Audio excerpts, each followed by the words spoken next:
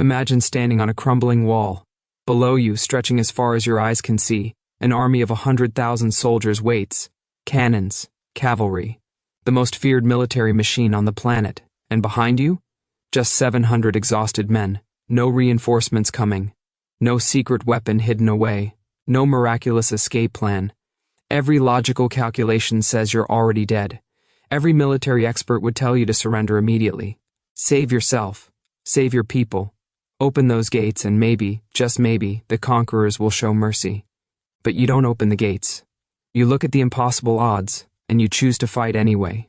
Not because you're brave, not because you're foolish, but because you understand something the enemy doesn't. Sometimes the only weapon you need is time, and time is exactly what you're about to steal. This is the story of how fewer than 800 ordinary people stopped the most powerful empire on Earth, not by defeating them, by simply refusing to die on schedule. Let's go back 3 years before this siege began. The year is 1529, and Europe is terrified. The Ottoman Empire has just done something nobody thought possible. They marched an enormous army straight through Hungary, crossed every river, conquered every fortress in their path, and arrived at the gates of Vienna itself. Vienna, the gateway to Central Europe, the heart of the Christian world. For the first time in history, an Eastern superpower was knocking directly on Europe's front door with the power to kick it down. But that siege failed, not because Vienna's defenders were invincible. The weather turned brutal. Supply lines stretched impossibly thin across hundreds of miles. Disease swept through the Ottoman camps. After weeks of trying, the army withdrew. Now here's where most people misunderstand what happened next. In the Ottoman capital, this retreat wasn't viewed as a defeat. Think about it from their perspective. They had proven something absolutely terrifying. Their armies could reach Vienna. The distance, the mountains, the rivers, none of it could stop them. The only question remaining was whether they could finish what they started. And that unanswered question became an obsession. See, empires built on conquest have a fundamental problem. They cannot afford unfinished business. The moment an empire reaches a target and walks away empty-handed, something dangerous happens. Other kingdoms start whispering, maybe this giant isn't so unstoppable after all. Vassal states begin reconsidering their loyalty. Enemies start circling, smelling weakness.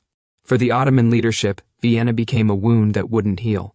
Every year that passed without resolution made the empire look weaker. Every season that Vienna remained standing was a silent insult echoing across the world. Meanwhile, Hungary descended into chaos. 2 rival kings claimed the throne simultaneously. Fortresses switched allegiances weekly depending on who showed up with more soldiers. Peasants lived in constant terror, never knowing which army would burn their village next. Borders meant nothing. Loyalty meant nothing, only survival mattered. For the Ottoman strategists, this chaos was perfect. A fractured frontier meant no unified resistance, no coordinated defense. They could pick apart the pieces one by one, secure every road, eliminate every obstacle, then march straight to Vienna and finish the job once and for all. By 1532, the decision was made. A new campaign would launch. But this time, nothing would be left to chance. Preparations began months in advance. Troops were summoned from every corner of the vast empire. The finest siege engineers designed new equipment. Supply chains were mapped with obsessive detail. Stockpiles were established. Guard posts were positioned along every critical road. This wasn't going to be a rushed assault. This was going to be a methodical, unstoppable advance that would erase Vienna from the map. When the army finally began moving that summer, its size defied imagination. Contemporary accounts vary, but most describe a force exceeding 100,000 when you include all the support units. Infantry columns stretched for miles. Cavalry units swept across the countryside like locusts. Artillery trains carried cannons capable of shattering any wall in Europe. Engineers brought equipment for every conceivable obstacle. This wasn't just an army. This was a moving nation. But here's the thing about moving a force that massive across hostile territory. You cannot leave threats behind you. Every fortified position along your route must be eliminated. Every potential source of raids on your supply lines must be neutralized. Even a small garrison, if ignored, could cut your communications, ambush your supply convoys, and create chaos in your rear areas. So the advance couldn't simply bypass obstacles. It had to crush them. one by one, systematically. And along the planned route sat one small fortified town that nobody expected to matter. When the Ottoman vanguard arrived in early August, they found what they expected. Modest walls. No heavy artillery visible. A garrison that couldn't possibly number more than a few hundred. Standard procedure called for a demand of surrender, a brief bombardment if refused, then a quick assault to clear the obstacle. 3 days at most. Then onward to the real objective. The surrender demand was sent. The answer came back, no. Inside those walls, roughly 700 to 800 souls had just signed their own death warrants. At least, that's how it appeared. The commander was a hardened frontier veteran who had spent years fighting in these borderlands. He understood the mathematics perfectly. No relief force would arrive in time. The walls couldn't withstand prolonged bombardment. His men were outnumbered by a factor of more than 100 to 1. But he also understood something else. Every single day his garrison survived was a day the Ottoman army wasn't moving toward Vienna. Every assault they repelled cost the enemy time, ammunition, and casualties. Every sunrise that found the fortress still standing pushed the campaign schedule further off track. His mission wasn't to win, it was to buy time. And time was exactly what he intended to sell at the highest possible price. Preparations began immediately. Every weapon in the fortress was checked, cleaned, and distributed. Powder and ammunition were counted down to the last grain and carefully rationed. Weak sections of the walls were reinforced with timber, packed earth, sandbags, furniture, anything that could absorb cannon fire. Internal paths were cleared so defenders could move quickly between threatened points. Civilians who couldn't fight were organized into support teams. Some carried water to men on the walls. Others prepared food. Others stood ready to repair damage the moment it occurred. The wounded would be treated and returned to duty if physically possible. Children carried messages. The elderly prepared bandages. Everyone had a role because survival demanded total participation. The commander gathered his people and told them the truth. No sugarcoating. No false hope. They were going to be hit by the most powerful military force on earth. Many of them would die. Perhaps all of them would die. But every hour they held meant Vienna grew stronger. Every day they survived might save thousands of lives elsewhere. Their sacrifice would matter. Then the Ottoman guns opened fire. The first bombardment was methodical, professional. The gunners weren't trying to destroy everything at once. They were testing, searching for weaknesses, identifying which sections of wall would crack first. Each impact sent tremors through the fortress. Stone dust filled the air. The sound alone was designed to break spirits before bodies. Inside the walls, the defenders felt every shot, but they held their positions. Return fire was disciplined and sparing. Every bullet, every crossbow bolt had to count. There would be no resupply. When Ottoman scouts approached the walls, they were driven back with precise fire, not wasteful volleys, calculated shots. Then came the first assault. Ottoman troops advanced with scaling ladders, testing the defenders' resolve. They expected hesitation, fear, maybe a collapse of morale. What they found instead was organized resistance. Muskets fired from prepared positions.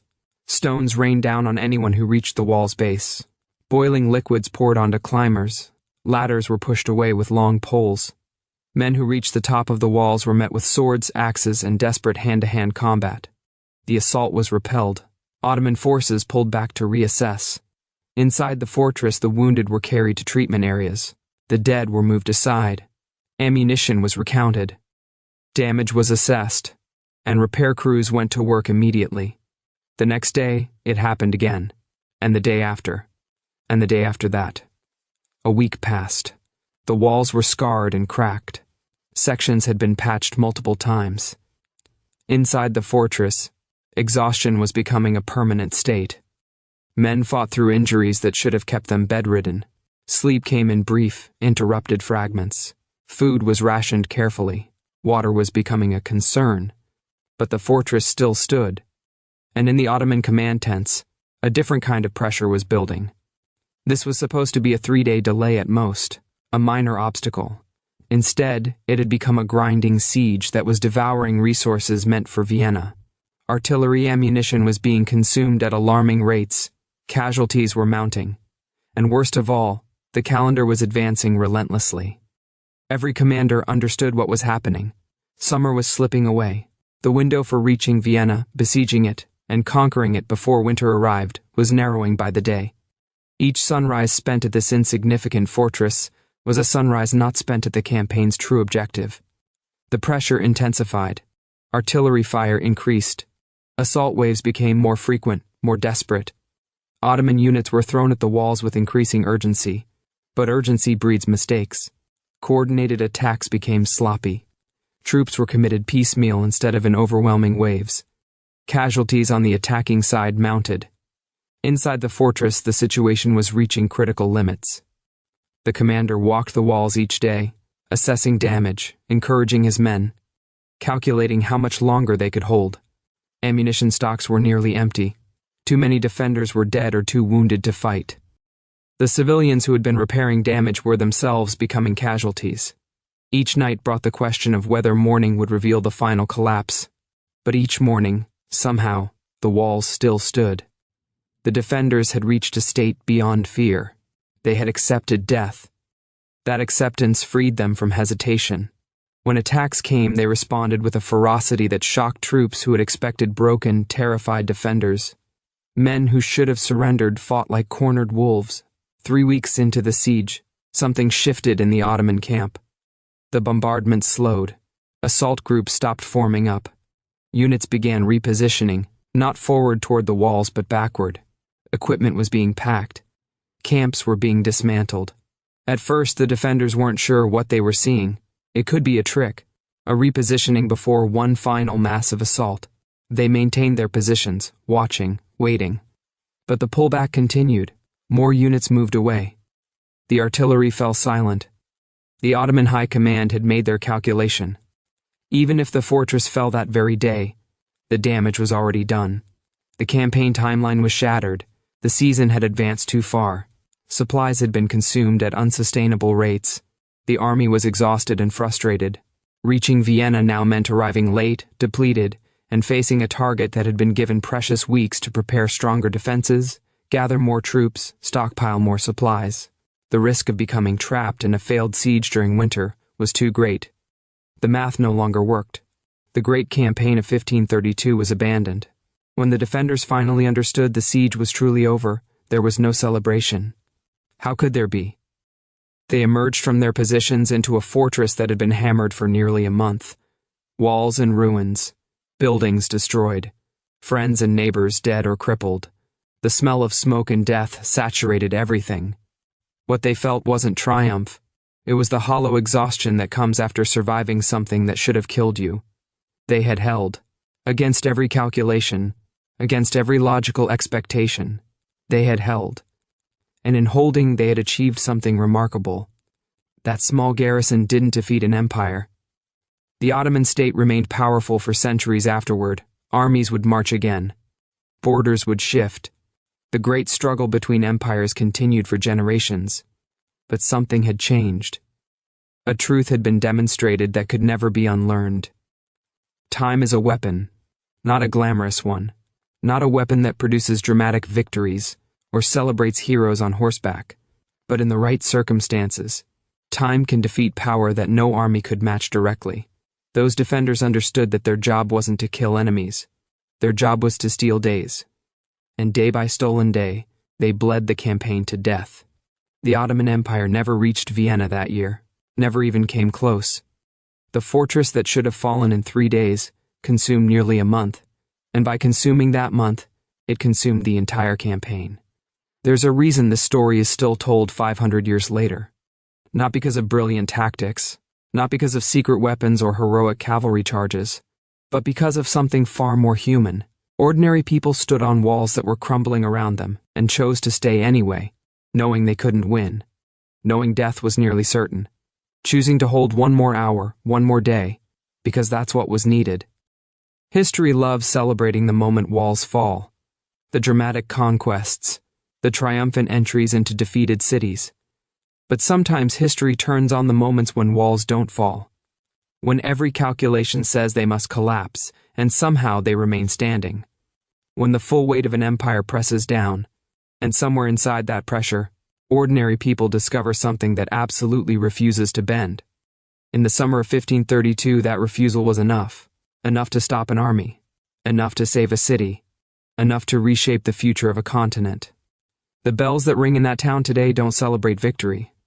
Victory wasn't really what happened. They commemorate survival. They honor the cost. And they remind everyone who hears them that sometimes the greatest achievements in history aren't about winning glorious battles. They're about refusing to lose when losing seemed absolutely inevitable. So remember this the next time something in your life feels overwhelming. You don't always need to defeat the giant directly. Sometimes you just need to outlast the timeline. Sometimes stubborn, bloody-minded refusal to quit is its own form of triumph. Sometimes all you need to do is hold on one more day. Now, if this story resonated with you, if it made you think about history differently, do me a solid, smash that like button, hit subscribe if you haven't already, and drop a comment telling me what other forgotten stories from history deserve to be told. Because stories like this one, stories of ordinary people doing extraordinary things, they deserve to be remembered. I'll catch you in the next one.